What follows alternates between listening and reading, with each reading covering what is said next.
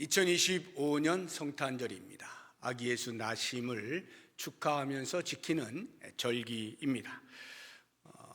모든 사람들이 다 성탄절은 이제 공휴일로 지킵니다. 우리도 공휴일이죠. 그렇지만 예수를 알지 못하는 사람들은 여러 공휴일 가운데 하루로 자기 자신을 위하여 쉼을 얻거나 구경을 다니거나 하는 이러한 것으로 시간을 보내지만, 우리는 예수의 나심의 기쁨과 감격이 하나님을 향하여 예배로 올려지는 것을 너무도 잘 알고 있기 때문에 이 아침에 함께 모여서 우리 어린아이에서부터 노년이까지 모든 성도가 한자리에서 예배를 드리고 있습니다. 오늘 이 성탄의 아침에 우리가 함께 묵상해 볼 말씀은 읽은 대로 이사야서 9장 6절과 7절의 말씀인데, 그 본문의 배경을 먼저 좀 살펴보게 되어지면, 남유다의 제12대 왕이었던 아하스 왕이 통치하던 시대에 아람 왕 르신과 북이스라엘 왕 베가가 연합하여서 남유다를 침공하는 일이 있었는데요, 그때에 두려움에 벌벌 떨고 있는 아하스 왕을 위해서 하나님께서는 이사야 선지자를 보내서 조금도 두려워하지 말라, 내가 너희를 지킨다, 그들이 너희 앞에서 벌벌 떨 것이다, 이렇게 말씀을 주셔요. 그럼에도 불구하고 아하스 왕은 하나님을 의지하기보다는 당시에 눈에 보이기에 우리를 도울 수 있는 강대국이라 여겼던 아수르의 손을 벌립니다. 그 일이 일어나게 되면서 하나님께서 진노하시죠. 그리고는 네가 나를 의지하지 아니함으로 내가 너희를 징계한다 하시는 심판의 예언의 말씀을 주시는 것이 이사야서 7장, 8장에 기록이 되어 있습니다. 그런데 그러한 징계 예언에도 불구하고 하나님께서는 다시 9장으로 넘어오게 되어지면서 그래도 내가 너희들을 구원하겠다라고 하는 회복과 구원의 메시지를 주시게 되는데요, 그것은 바로 다윗 왕과 약속하신 다윗 왕과의 언약을 성취하시기 위하여 구원의 메시지를 다시금 주고 계시는 겁니다. 우리는 오늘 6절과 7절의 말씀만을 읽었지만 1절부터 7절까지가 그 구원의 메시지로 우리에게 전달이 되고 있는데요, 1절과 2절의 말씀은 흑암 가운데 있는 너희들에게 빛이 임하게 될 것이다 하는 말씀으로 구원의 소식을 전합니다. 우리 1절과 2절 함께 읽어보도록 하겠습니다. 전에 고통받던 자들에게는 흑암이 없으리로다. 옛적에는 여호와께서 스불론 땅과 납달리 땅이 멸시를 당하게 하셨더니 후에는 해변길과 요단 저쪽 이방에 갈릴 일을 영화롭게 하셨느니라. 흑암에 행하던 백성이 큰 빛을 보고 사망의 그늘진 땅에 거주하던 자에게 빛이 비치도다 해서 멸망에 대한 예언의 말씀 이후에 다시 회복시키시고 구원해 주실 것, 흑암 가운데 있는 너희들에게 빛이 비칠 것이다, 이렇게 구원의 메시지를 전해 주시는 겁니다. 그리고 이제 3절부터 5절까지 보게 되어지면 모든 전쟁이 종식되어지고 너희들에게 진정한 평화가 임하게 될 것이다 하는 말씀을 주시는데요, 제가 한번 읽어보도록 하겠습니다.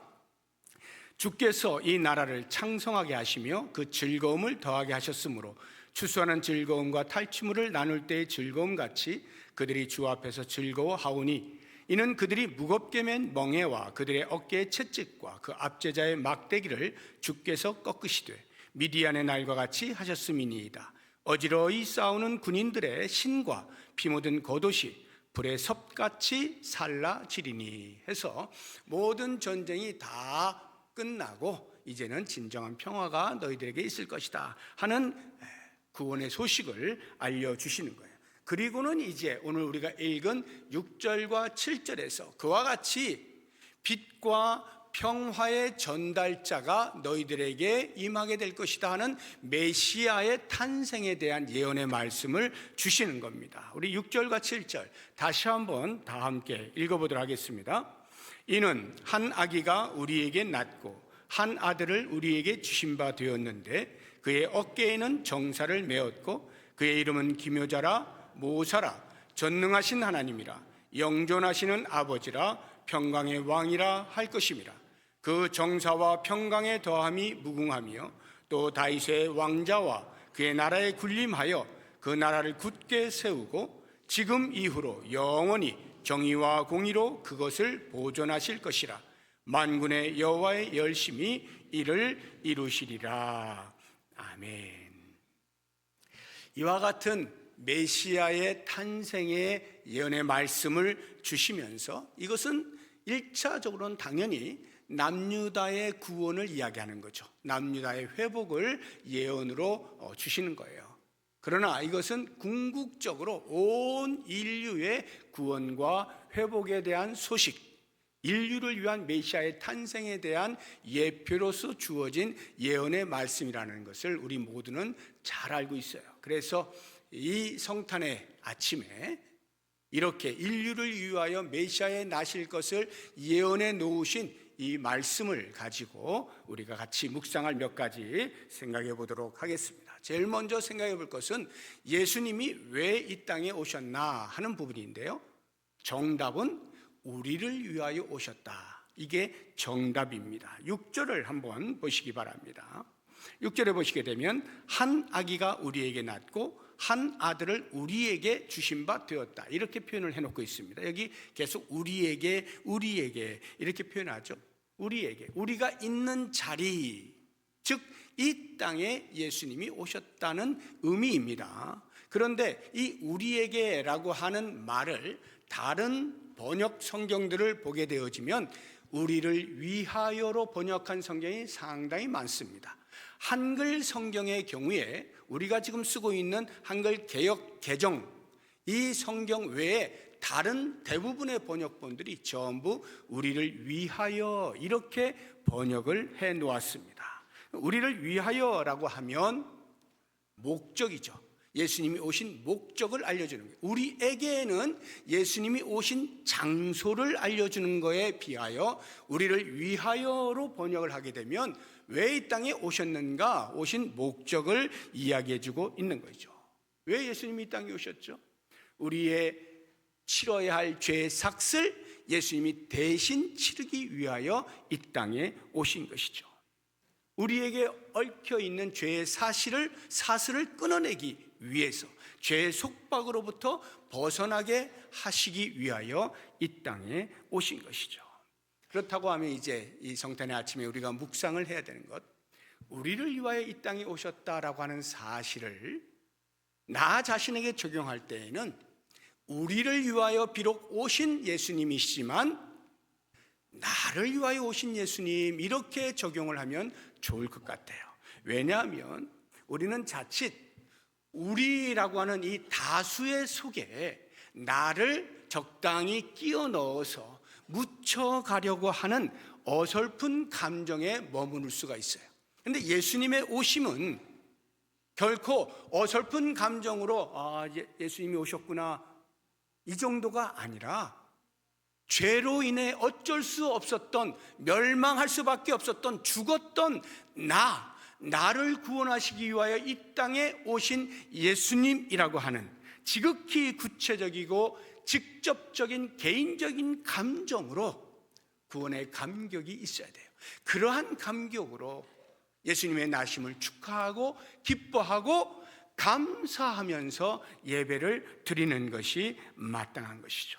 그러니까 우리를 위하여 이 땅에 오신 예수님이라고 하는 정답을 아는 것으로 끝나는 것이 아니라 나를 위하여 오신 이 예수님이라고 하는 지극히 개인적인 감정의 표현이 있을 때 비로소 하나님께서 우리를 위하여 흘리신 예수 그리스도의 피의 값에 대한 마땅한 반응으로서의 우리의 경배를 받으신다 하는 것입니다. 두 번째로 오늘 말씀을 통해서 같이 생각을 해보려고 하는 것은 예수님이 이 땅에 오셨는데 어떻게 오셨을까? 통치자로 오셨다 하는 사실을 알면 좋을 것 같아요. 6절 다시 한번 보시게 되면 노란 색깔을 보시게 되면 그의 어깨에는 정사를 메었고 이렇게 되어 있죠. 이 정사가 정치의 일이라고 하는 말입니다. 그러니까 나라 일을 메었다. 무슨 뜻일까요? 통치권이 예수님의 어깨 위에 매어져 있다 이 말이죠. 그러면 통치라고 하는 것, 다스림이라고 하는 것인데 이 세상은 이미 사탄이 다스리고 있잖아요. 그러니까 예수님이 이 땅에 오셔서 사탄이 지배하고 있는 이 나라를 빼앗아 다스리시려고 오신 것은 아닙니다. 예수님이 이 땅에 오신 것은 새로운 나라의 건설을 말씀하고 있는 거예요. 그것을 우리는 하나님 나라라고 표현을 하고 있죠. 이 하나님 나라를 설명할 때 여러 가지 많은 방법으로 설명하는데 그 가운데 통치의 개념으로 하나님의 나라를 이야기할 때에는 반드시 이 용어를 사용해야 합니다. 숱한 학자들이 이 이야기를 곳곳에서 하고 있는데요. 그 이야기를 영어로 보시게 되면 already but not yet이라고 하는 단어입니다. already 이미 but 그러나 not yet 아직은 아닌 이러한 하나님 나라의 통치 개념을 반드시 설명하게 되어 있어요. already 하면 이미 하나님의 나라가 임했다는 것이고요. 그러나 아직은 아니라는 말의 의미는 완벽하게 도래하지는 않았다는 뜻이에요. 근데 여기에서 중요한 것은 특별히 성탄의 때에 우리가 눈여겨보아야 하는 부분은 앞부분입니다. 이미라고 하는 이 부분, 이미 하나님의 나라가 도래했다. 예수 그리스도의 나심, 그리스도의 이 땅에 오심은 곧 하나님의 나라가 임했다라고 하는 것을 우리에게 이야기해 주고 있는 거예요. 그래서 하나님의 통치, 즉 예수님의 통치가 시작이 되었다는 것인데 이 사실을 예수님 스스로 증언하고 계시고 사도 바울도 증언하고 있는데요. 먼저 예수님의 증언을 보시게 되면 마태복음 28장 18절에 예수께서 나와 말씀하여 이르시되 하늘과 땅의 모든 권세를 내게 주셨으니, 예수님이 알고 계시는 거예요. 당신이 이 땅에 오실 때 이미 아버지 하나님께서는 당신의 어깨에 정사를 매게 하신 거예요. 모든 통치권을 주셨다는 사실을 잘 알고 있는 거예요. 사도 바울도 이 사실을 알고 있어. 빌립보서 2장 9절 이하를 보시게 되면 이러므로 하나님이 그를 지극히 높여 모든 이름 위에 뛰어난 이름을 주사 하늘에 있는 자들과 땅에 있는 자들과 땅 아래에 있는 자들로 모든 무릎을 예수의 이름에 꿇게 하시고, 그리스도의 어깨에 세상 만물을, 모든 인간을 통치할 수 있는 권세를 주셨다는 사실을 이야기하고 있는 것입니다. 그렇다고 하면 이것이 이 성탄의 아침에 우리에게 어떠한 메시지로 다가오는가? 예수님의 통치권이라고 할 때 우리가 보통 통치하면 워낙 이 땅에서는 안 좋은 이미지가 많아요. 통치하면 곧 힘, 권력 아닙니까? 그런데 힘과 권력을 제대로 사용하는 통치자가 많이 없는 거예요. 그런 오래된 경험에 의해서 통치라는 단어를 들었을 때 그다지 행복하지가 않아요. 뭔가 압제당하고 눌리고 하는 이런 개념으로 많이 생각이 드는데, 예수님이 우리의 통치자시다라고 하는 말은 선왕의 선정을 말하는 거예요. 다시 말하면 백성의 어깨에 눌려있는 무거운 것들을 벗어나게 해주시는 분, 이러한 분으로 예수님의 통치를 이해할 수가 있는 것입니다. 백성의 어깨 위에 눌려있는 무거운 짐이 뭘까요? 우리가 읽지는 않았습니다만 4절을 보시게 되면 거기에 보면 그들이 무겁게 맨 멍에와 그들의 어깨의 채찍과 그 압제자의 막대기, 이렇게 표현을 해놓고 있지 않습니까?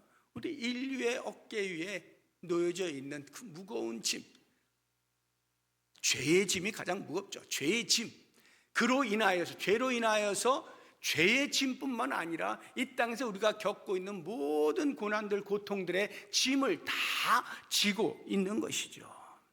그런데 그러한 어깨에 놓여져 있는 죄의 짐을 비롯한 모든 인생사의 짐들을 예수님께서 통치하시면서 다 벗겨내 주신다는 거예요. 다시 4절을 보시게 되면 뒷부분에 주께서 어떻게 하신다고요?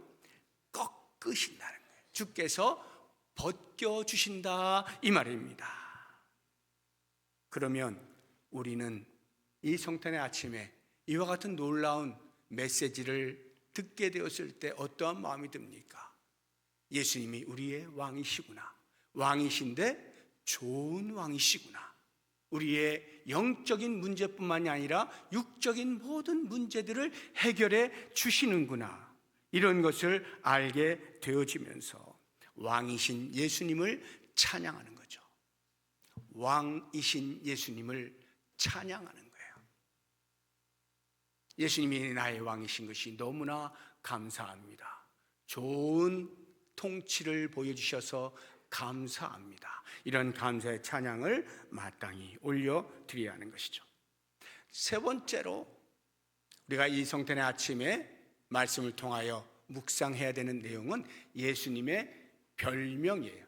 예수님의 이름이 있죠. 예수라고 하는 이름이 있죠. 그런데 그 이름 말고 또 다른 이름들, 별명들이 6절에 4가지로 나오는데요. 그것을 한 가지 한 가지 한번 살펴보도록 하겠습니다. 그 첫 번째가 기묘자라 모사라 이렇게 돼요. 기묘자라 모사라.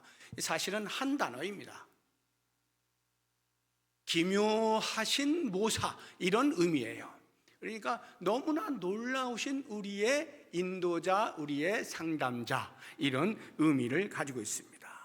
한마디로 이야기하면 지혜자라고 하는 것인데요. 예수님이 지혜자이시다라고 할 때 우리가 생각해 보아야 되는 것은 어떤 정도의 어느 정도의 지혜인가 하나님의 마음을 아는 지혜자라는 뜻입니다. 하나님의 마음을 알고 있으니까 예수님께서는 십자가라고 하는 저주의 자리, 수치와 모욕을 당하는 자리, 그 자리를 버텨내시잖아요. 얼마든지 내려오실 수 있는 힘이 있으셨음에도 불구하고 하나님의 마음은 당신을 통하여 온 인류를 구원하시고자 하는 것을 알고 있으니까 그 십자가의 자리를 끝까지 버텨내시는 거죠.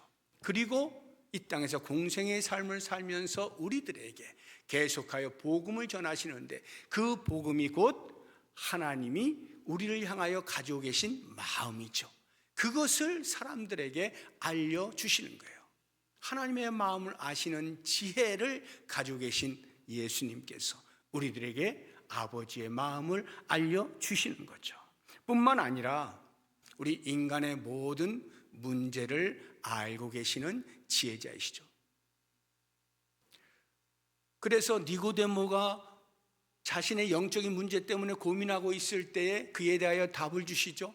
사마리아 수가성의 한 여인을 만나면서 그가 오랫동안 갈증으로 느끼고 있었던 영적인 문제를 해결해 주시죠. 그러한 영적인 문제 해결뿐만이 아니라 우리 인생이 겪고 있는 갖가지 문제들에 대해서도 다 답을 가지고 계시는 지혜로우신 예수님. 그래서 우리는 우리의 영적인 문제와 더불어서 육적인 문제들이 있을 때마다 예수님 앞에 나오게 되어지면 예수님께서 우리에게 답을 주시는 거예요. 그래서 예수님을 우리의 답이라 말씀하는 거예요. 예수님이 답이다. Jesus is the answer. 예수님이 답이시다.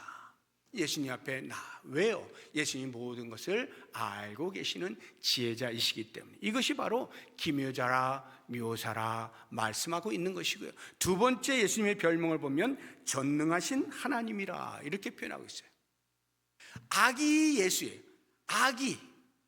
육체의 몸 가운데도 아기 예수로 태어나셨는데 그 이름을 전능하신 하나님이라. 무슨 뜻일까요? 아기는요, 기본적으로 아무것도 스스로 할 수 없는 존재잖아요.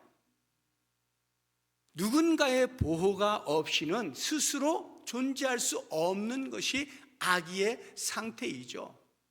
그런데 거기에다가 별명을 붙였는데 전능하신 하나님이라. 무능과 전능을 대비하면서 인간과 신을 함께 묶어서 표현하고 있는 거예요. 예수님은 인간의 몸을 입고 이 땅에 오셨어요. 그럼에도 불구하고 예수님은 전적으로 하나님이시다. 이 이야기를 하고 있는 거죠. 인간의 구원을 위하여 인간의 몸으로 오실 수밖에 없는 예수님. 왜요?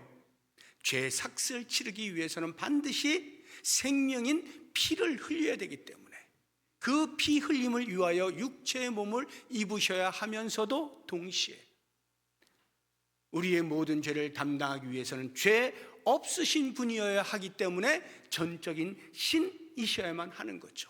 이것이 바로 아기 예수로 오신 그분이 전능하신 하나님일 수밖에 없는 이유가 되는 거예요. 그래서 예수님의 나심, 이 성육신의 이야기는요, 보통 우리가 설화에서 찾는 그런 영웅 이야기가 아니에요. 좀 특별하게 태어난 사람이 아닙니다. 예수님은 전적으로 신이시면서 인간의 몸으로 이 땅에 당신의 사명인 인류 구원을 위하여 오셨다 하는 사실을 알게 해주는 것이 바로 전능하신 하나님이라고 하는 이름 속에 담겨 있는 거예요. 세 번째로 예수의 나심에 대하여 또 다른 별명이 영존하시는 아버지라 이렇게 표현하고 있죠. 영존이라고 하는 것은 영원히 존재하신다는 거예요. 예수님은 이 땅에 오셨잖아요. 2000여 년 전에 이 땅에 오셨죠. 시공간의 제약을 받으셨어요. 그런데 사실은 예수님의 존재는 그런 시공간의 제약을 넘어서는 분이시죠. 영원 전부터 계신 하나님이시죠. 영존하시는 아버지. 이 영원히 존재하신다는 것을 분명하게 우리에게 설명해 주고 있는 사도 요한의 이야기를 들어보면 요한복음 1장 1절과 2절에 이렇게 표현하고 있습니다. 태초에 말씀이 계시니라. 이 말씀이 하나님과 함께 계셨으니 이 말씀은 곧 하나님이시니라. 이렇게 설명하면서 말씀이 인격적 존재라고 하는 것을 우리에게 알려주고 있어요. 이런 말, 우리가 하는 말, 이런 말이 아니에요. 여기에 말씀은 인격적 존재를 말하는 거예요. 2절을 보십시오. 그가 태초에 하나님과 함께 계셨다. 태초에 영원 전부터 이미 하나님과 함께 계셨다. 즉 하나님이시다 이 말이죠. 그런데 그 말씀이 어떻게 됐다고요? 14절을 보게 되면 말씀이 육신이 되어 우리 가운데 거하셨다. 누구를 표현하는 거예요? 아기 예수를 말하는 거죠. 예수님이 이 땅에 오신 것을 표현하는 거예요. 그러니까 말씀이 곧 예수님이라는 것을 알 수가 있는데 이 땅에 오신 예수님은 곧 영원 전부터 하나님과 함께 계신 분 곧 하나님이시다. 이 이야기를 하고 있는 거예요. 이게 바로 영존이에요. 그런데 영존하시는 아버지라고 표현하고 있지 않습니까? 예수님을 아버지라고 표현하는 곳은 여기밖에 없어요. 예수님도 하나님 아버지, 성부 하나님을 아버지라 이렇게 불렀지 당신 스스로를 아버지라고 말하지 않아요. 그런데 여기에서 예수님을 가리켜 영존하시는 아버지라고 표현해요. 왜 그럴까요? 아버지, 생각해 보세요. 우리 육체의 관계에 있어서 아버지와 자녀라고 하면 아버지가 없이는 자녀가 있을 수가 없잖아요. 그러니까 생명의 근원으로서 아버지를 이야기하는 것이고요. 또 다른 하나, 태어났으면 그 다음 아버지가 어떻게 해요? 책임을 져야죠. 양육의 책임을 지는 거예요. 보호하고 지키고 인도하는 이러한 일들을 감당하는 것이죠. 예수님께서 영존하시는 아버지시다라고 표현할 때는 예수 그리스도를 통하여 우리가 생명을 얻게 되어지고 그 생명을 얻은 자에게 예수님이 외면하지 아니하시고 계속하여 보호하시고 지키시고 인도하시는 아버지의 역할을 하신다 하는 차원에서 예수님을 가리켜 영존하시는 아버지 이렇게 알려주고 있는 것입니다. 마지막 네 번째 예수님의 별명이 평강의 왕으로 표현이 되고 있습니다. 평강의 왕. 왕이라고 하는 것은 이미 우리가 앞서서 예수님의 통치권에 대해서 설명을 들었죠. 그런데 그 통치하심의 성격이 평강을 위하여 통치하신다 이 말이에요.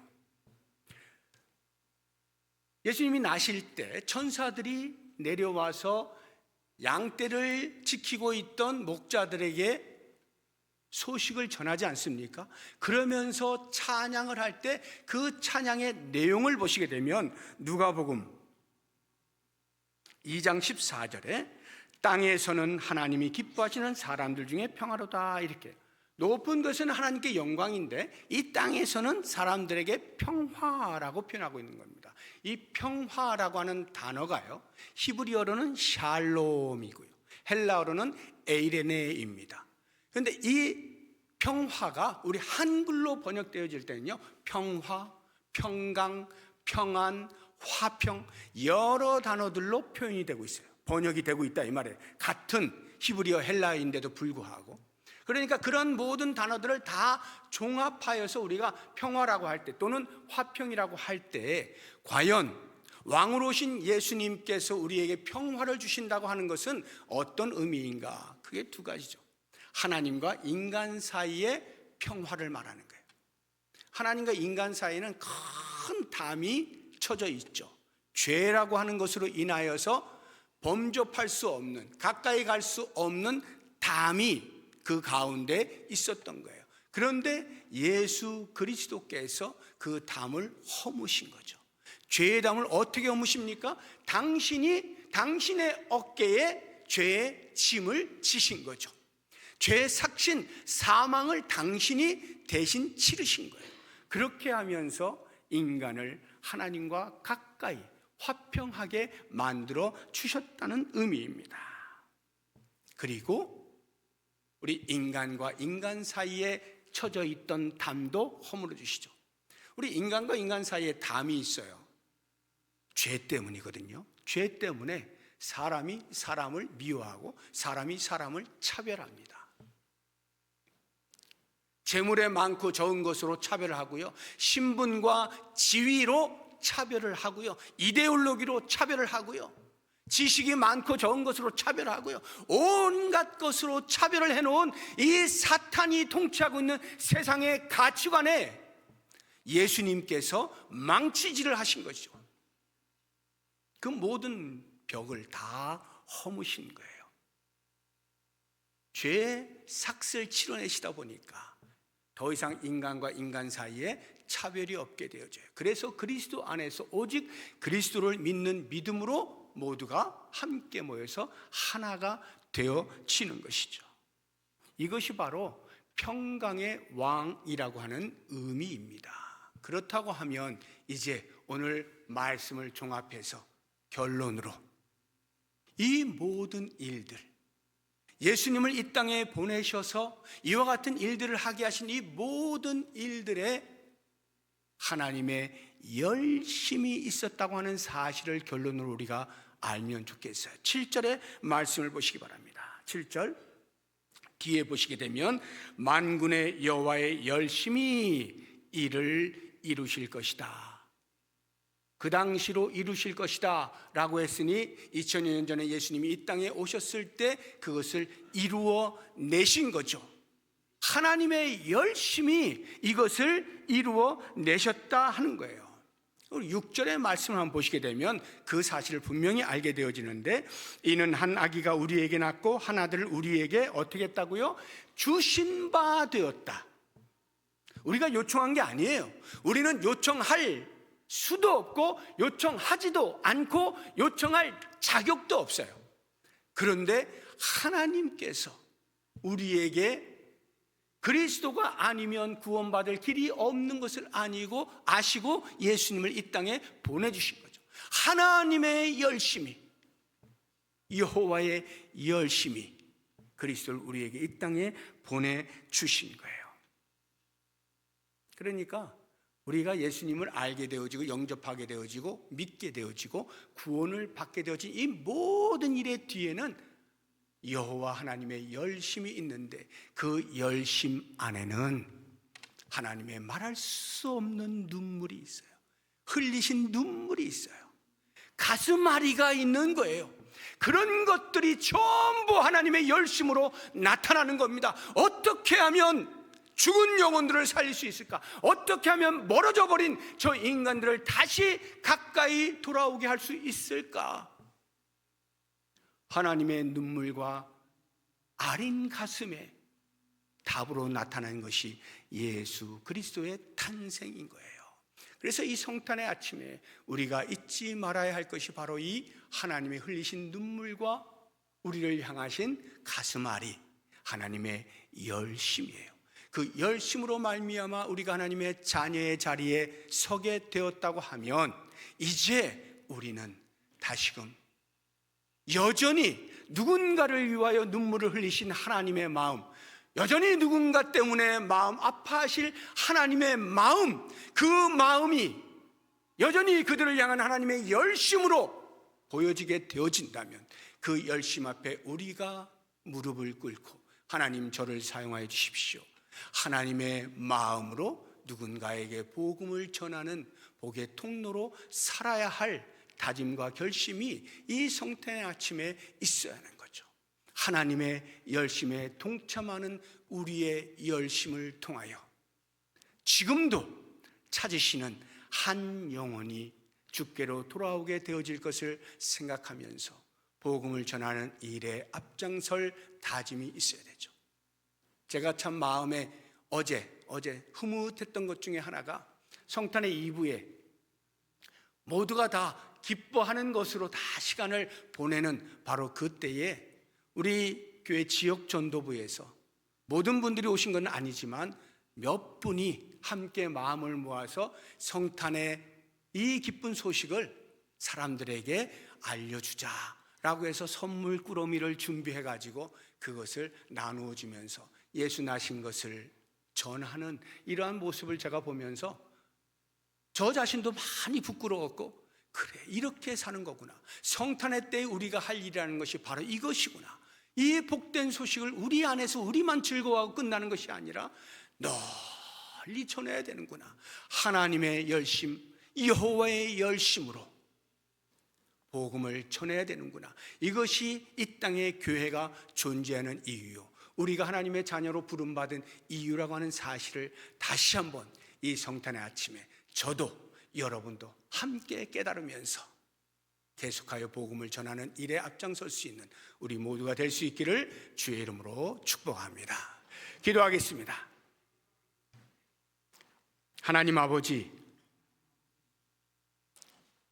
여호와의 열심으로 예수님이 이 땅에 태어나셨고 사명을 감당하셨고 인류의 구원을 위하여 십자가에 죽으셨고, 그래서 우리가 그 놀라운 은혜로 말미암아 하나님의 자녀의 권세를 얻게 되었음을 깨닫게 됩니다. 이 권세를 나를 위하여서만 사용하지 않게 하시고 여호와의 열심에 동참하면서 한 영혼의 구원을 위하여 눈물을 흘리시며 가슴 아파하실 하나님의 마음에 나도 참여하면서 산 위에 올라가 아기 예수의 나심을 널리 전하는 복의 통로로 살아갈 수 있도록 축복하여 주시옵소서. 예수님의 이름으로 기도드립니다. 아멘.